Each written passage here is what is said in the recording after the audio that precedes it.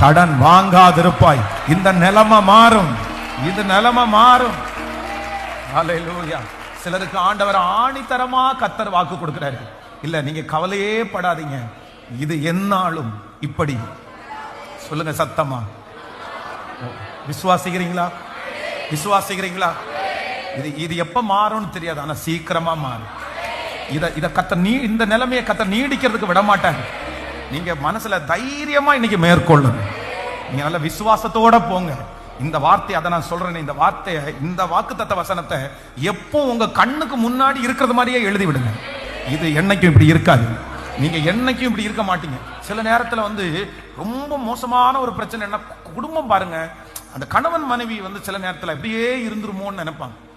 ஒரு சண்டை, ஒரு பிரச்சனை அது லாங் டைமா நீடிச்சுச்சுன்னா அவங்க மனசுக்குள்ள அவ்வளவுதான், இனி என்னைக்குமே இப்படி இருந்துருவாரா இவரு, என்னைக்குமே இவங்க இப்படி இருந்துருவாங்களோ அப்படின்னு.